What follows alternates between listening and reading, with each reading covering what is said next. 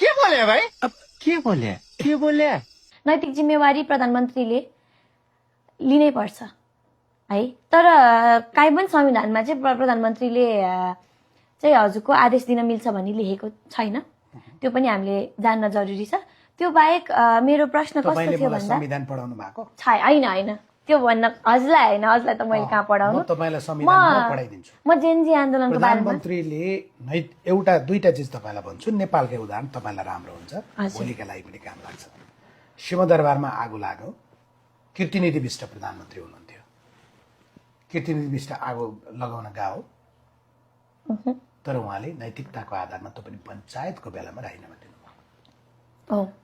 रङ्गशालामा हावाहुरी चलेर ढोका खोल्न ढिलो हुँदा भागदौड मचियो, मानिसहरू मरे। तत्कालीन शिक्षा मन्त्री, त्यति बेला खेलकुद मन्त्री पनि शिक्षा मन्त्री नै हुन्थ्यो, केशर बहादुर विष्ट हुनुहुन्थ्यो। उहाँले गएर ढोका खोल्ने हो, तर उहाँले राजीनामा दिनुभयो। यहाँ त मान्छे मरेको छ, मान्छे गोली हानेर ताकी, तर उहाँले राजीनामा दिनु भएन, दुःख व्यक्त गर्नु भएन। बरु के भन्नुहुन्छ भने स्वचालित हतियारवाला आएछ र पड्काएछ भन्नुहुन्छ। संवेदना खै तपाईले केपी ओली संवेदना देखाउ त कहिले भने सुनिन मैले। हामीले प्रश्न चाहिँ गरेका छौँ उहाँलाई पनि यो कुरामा। कोठाभित्र बसेर के गर्नुभयो थाहा हुन्न भने केपी ओलीको अगाडिपट्टि बसेर चिया र बिस्कुट खाएर के भन्नुभयो हामीलाई थाहा हुन्छ? हामीलाई त तपाईले माइती गर्न लागेको नारा थाहा हुन्छ।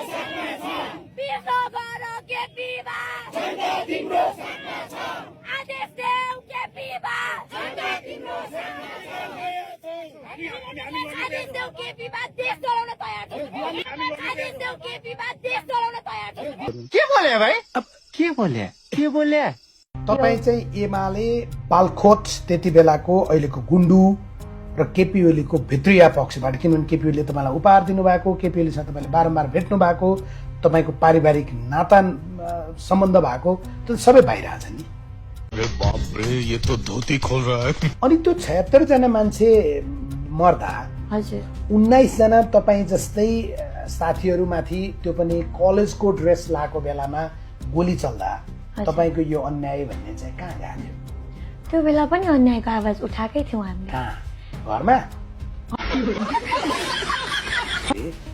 अनि जो मान्छेमाथि यत्रो मान्छेहरू मारेको आरोप छ, तपाईँ जस्तै साथीहरू मारेको आरोप छ, उसैलाई पक्रिँदा कारवाही नगर भनेर तपाईँ सडकमा आउनुहुन्छ, गर्न चाहिँ के खोज्या? अनि त्यो 76 जना मान्छे मर्दा 19 जना तपाईँ जस्तै साथीहरूमाथि, त्यो पनि कलेजको ड्रेस लाएको बेलामा गोली चल्दा तपाईको यो अन्याय भन्ने चाहिँ कहाँ गएको थियो? त्यो बेला पनि अन्यायको आवाज उठाएकै थियौँ हामीले। कहाँ? घरमा?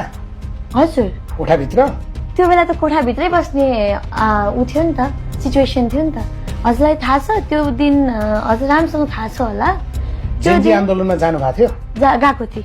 कहाँ हुनुहुन्थ्यो? कि बानेश्वरमा? मिराज ढुङ्गाना जस्तै हुनुहुन्थ्यो? म बानेश्वरमा थिएँ, प्रत्यक्ष रूपमा थिएँ त्यहाँ। पहिले यहाँ आबद्ध हुन्छु भनेर जान गएको होइन कि, बानेश्वरमा मेरो अफिस थियो पहिला, अनि त्यहाँ आन्दोलन भइरहेछ, के को लागि भइरहेछ? भ्रष्टाचारको अगेन्स्टमा भइरहेछ। यो त उठाउनु पर्ने आवाज हो। त्यो ठाउँमा त पुरै जेनेरेसनै गएको थियो नि हामी। भनेपछि जेनजी आन्दोलनको बेलामा केपी ओली मुर्दाबाद, भ्रष्टाचार अन्त गर, सुशासन कायम गर नारा लाउनु भयो। भ्रष्टाचार अन्त गर भनियो, सुशासन कायम गर पनि भनियो। हामीले त हाम्रो नारा के थियो त्यो टाइममा भन्दाखेरि, तेरो बाउ गाडीमा मेरो बाउ खाडीमा भन्ने नारा थियो। यो किन आयो यो नारा? हो, नेपोटिजमको कारणले आयो।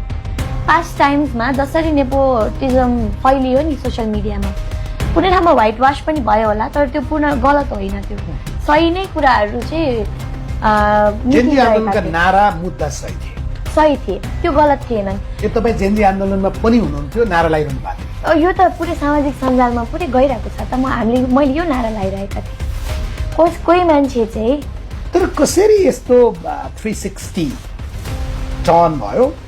हिजो त्यही केपी ओली राजीनामा दिए भन्ने, हिजो त्यही तिम्रा छोराछोरी गाडीमा, हाम्रा बाबुआमा खाडीमा भन्ने नारा लाउने मान्छे, भ्रष्टाचार अन्त गर, सुशासन कायम गर भन्ने मान्छे, अनि जो मान्छेमाथि यत्रो मान्छेहरू मारेको आरोप छ, तपाईँ जस्तै साथीहरू मारेको आरोप छ, उसैलाई पग्निँदा कारवाही नगर भनेर तपाईँ सडकमा आउनुहुन्छ गर्न चाहिँ के खोज्या